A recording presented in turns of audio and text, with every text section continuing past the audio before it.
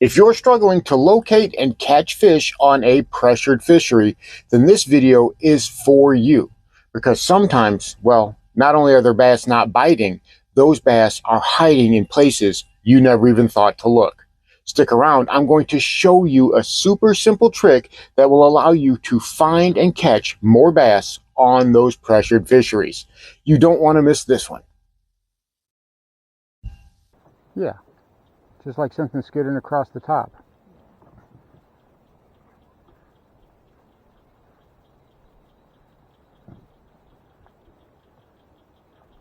Maybe a baby bird in distress. Maybe another giant fish.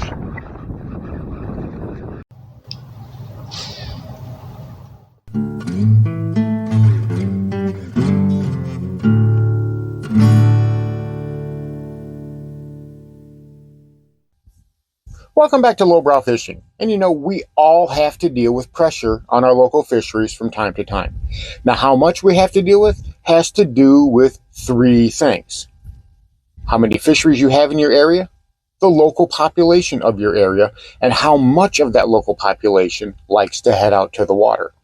Here in South Mississippi, we have one reservoir. It's only 640 acres, but it services almost 1 million people. And believe me, everyone heads out to the big lake. It's so crowded, especially this time of year and moving through into the fall. We have to deal with boating traffic from anglers, from pleasure boaters, from water skiers, from jet skis, from paddle boats to kayaks. The water is literally choked to the point where you can almost walk from deck to deck to deck. It is seriously, seriously crowded. Now, we know that is generally bad news for the fishing, especially if there are a lot of other anglers out there fishing alongside you.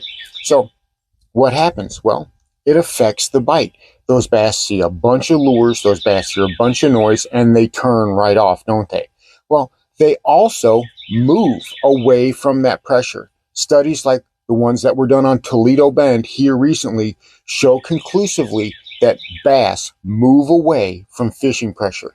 That's why I avoid community holes, especially during high pressured times, because everybody's going to be fishing them. That's why they're called community holes. And generally there's no bass there. So by the time you get back to the boat ramp, all you hear is a bunch of grousing and fussing about how the bass aren't biting.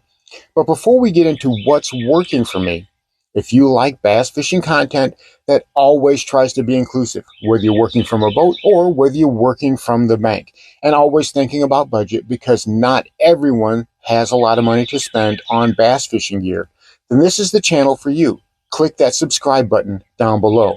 And while you're down there, give this video a like. I would really, really appreciate it. So, how do I approach a pressured fishery? Well, obviously, it's going to be completely different from how I'm approaching a fishery that hasn't seen a lot of traffic or a lot of anglers in quite a while. Now, as I said before, and this is something we all know, the biggest thing that we think about when it comes to fishing pressure is the bite dies. Those fish turn off. They've seen all the lures, they've seen everything that we can throw with them, and they're just not interested. And that is true. That is really true. However, there's something else that's even far more important, and that is bass location. Believe it or not, if you're not catching bass and you're out there all day and you're switching lure after lure after lure after lure, chances are you are fishing empty water.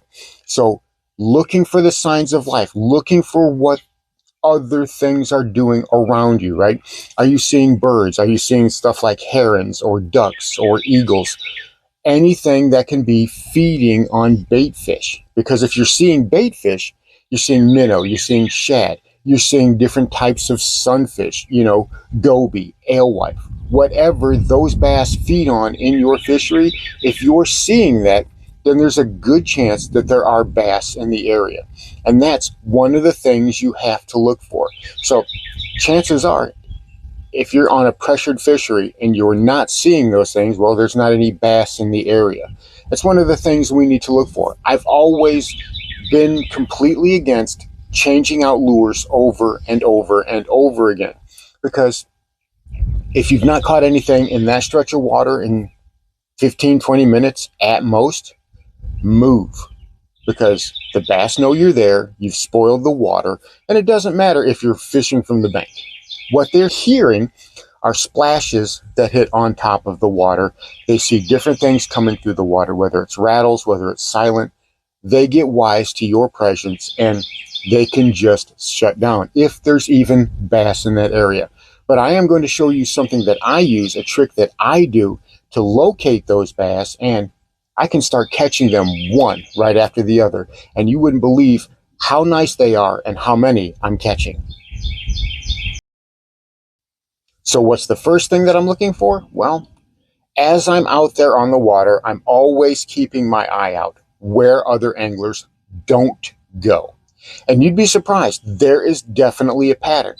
And I'll notice a pocket, or I'll notice an area off the bank. And I'll notice, there might be a little bit of a cut in, or there might be a little bit of a point, or there might be a little bit of a creek arm or a ditch or what have you. And nobody is going in there. They just ignore it. And a lot of times anglers are like sheep. They have the old adage that whenever they bring the sheep into the barn, you can stick a post there, or you can stick a stick out or whatever, and the sheep will jump over it, and you can pull that stick away, and the sheep keep jumping as if there's something there. Anglers are a lot of the same way. They'll see somebody fishing over there, and automatically they want to fish there. Now, I've encountered that quite a bit. A boat will attract other boats a lot of times because they figure if you're fishing there, well, there might be good fish in the area. I don't know. But you can always find areas where those bass have congregated because nobody's in that area. Like I said, bass move away from pressure. And these are active bass who do not get caught. So they're ripe for the picking. A lot of times, you look for virgin water, right? You look for the water that never gets fished. But on top of that, if you can find bass that aren't getting fished, that opens up a whole bunch of possibilities. So that's a simple thing that I'm doing. And whenever I head out to the water, I don't have 15 or 20 rods tied on because I don't have room in that little boat of mine. If I'm by myself, I get 4 rods, which is a luxury. If my wife is with me, I get 2 rods. That's what I have. I keep a spinning outfit and I keep my do-it-all standard bait caster, and that covers me. And I'm only using 3 presentations, 3 techniques. The last time I went out to the water, which was on a Sunday, and it was packed. It was crowded as it could be out there. And you had people all over the place, swimming and tubing from the bank, jet skiers out in the middle of the water, anglers, pleasure boaters. And you know what? I still went out there following my plan and looking for ways to find out where those bass had gone. And I used 3 different presentations, and this is the one that I started with. Just that painted spinner blade. It's been working great for me. It's been catching fish for me. And I was able to actually catch a really nice fish using this before too long.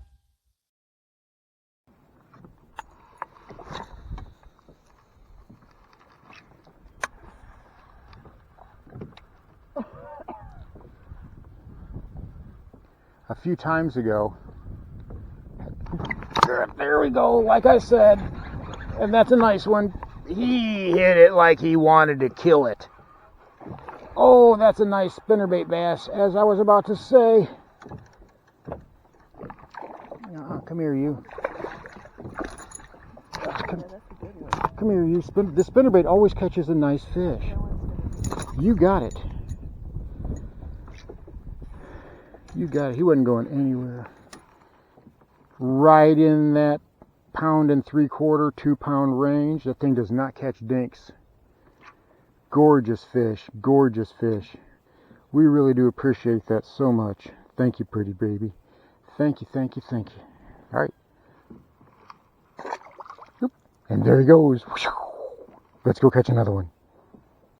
So that was a pretty nice fish. The spinnerbait had come through again, but I knew there weren't many other bass in that area because it just kept getting more and more crowded. But what I was really doing is while I was out there with all those other boats, the wife and I were both paying attention to where nobody was going. And we found it. We found a spot where there was nobody else, and they just ignored it all day. It was a tiny little pocket way off around a point.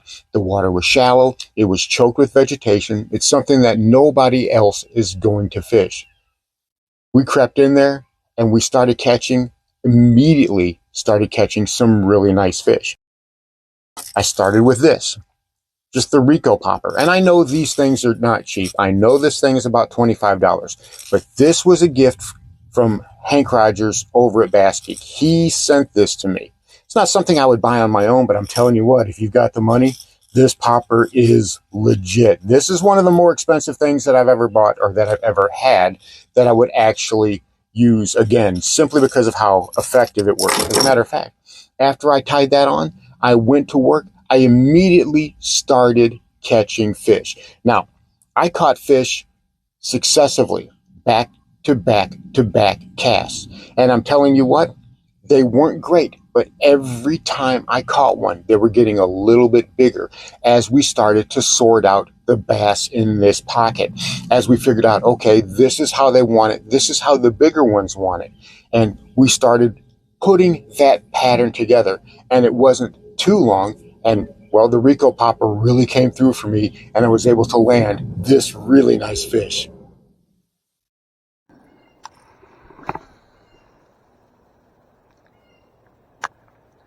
I've caught 4 fish today and only one of them has been any good. The spinnerbait fish.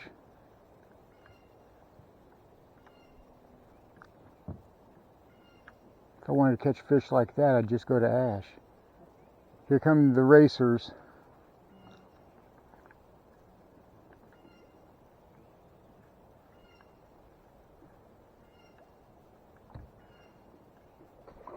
That one's big. That's big. Go, Cook. Stay down. Stay down. You know. Oh, that's that. He's racing. Oh, where you going, dude? Look at this. Oh yeah. Give me a second. I'm going to put that boy howdy on for you. Come here, you. You are going nowhere. Come here. That's more than a 2-pounder. That's a 3-pounder. That is a 3-pound bass right there, kids. I knew when he hit it and he almost pulled the rod out of my hand, but he was going all over the place. Guesses? On the nose? Actually, 3.11. Dudette, actually, you're a female. I sure do appreciate that. Thank you so much. We're going to give you a nice, gentle release. Woo, there you go. All right.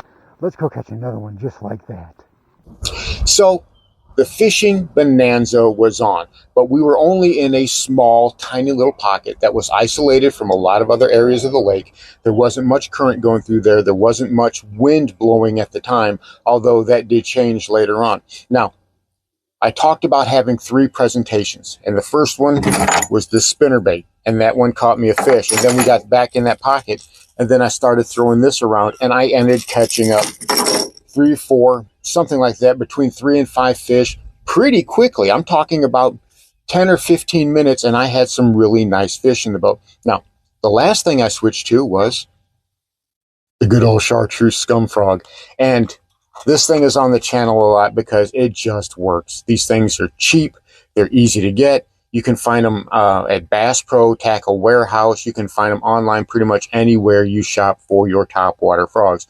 These things are great, and they're less than $5. And I love that thing because I can work it in a way that's different from how other frogs work. And it allows me to get some really great bites. Plus, before we spoiled that water by using loud poppers and loud prop baits and whatever else we had, we backed off when that bite on that popper slowed down.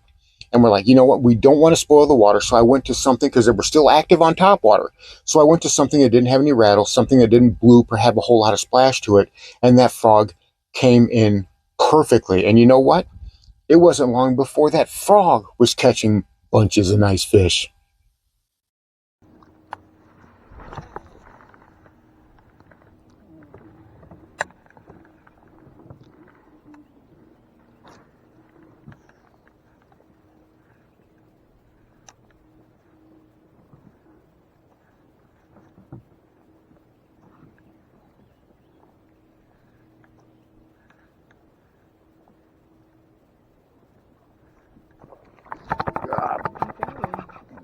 Yeah, and I wasn't even looking. I was looking at yours.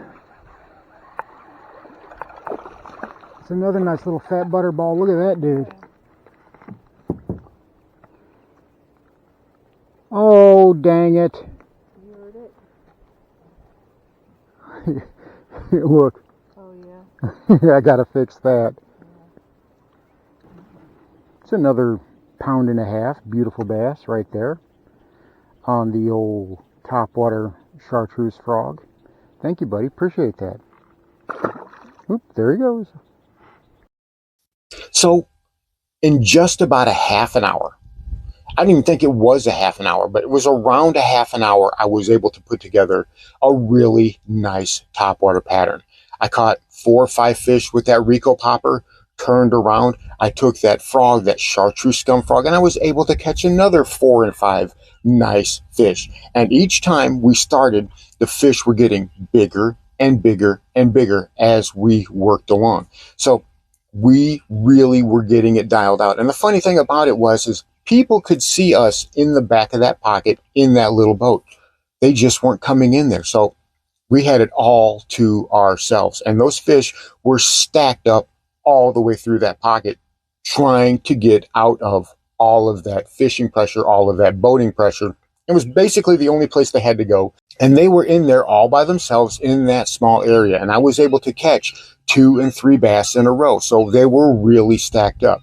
But the wife, well, she was having a bit of a frustrating time. While she was able to get a few bites, she wasn't able to land any fish and seal the deal. It was one of those days where I'm catching tons of fish and she's not really catching anything. Although she did have a couple of blow-ups, like I said, she ended up missing those fish until we were headed back to the truck to put the boat on the truck. And fortunately, where we were was right next to that pocket. So hitting that pocket on the way out as we were headed back to the truck, well, she was able to finally make the magic happen. And of course, she caught the biggest fish of the entire day.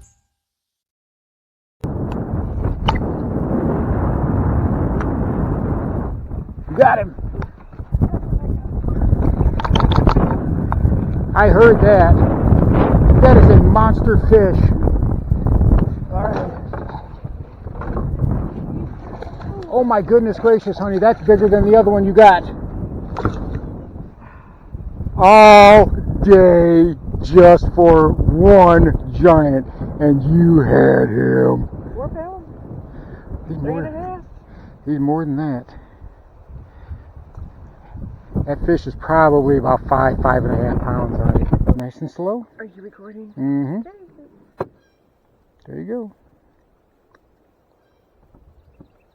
Boom! All right. And she did it again, kids. Yay.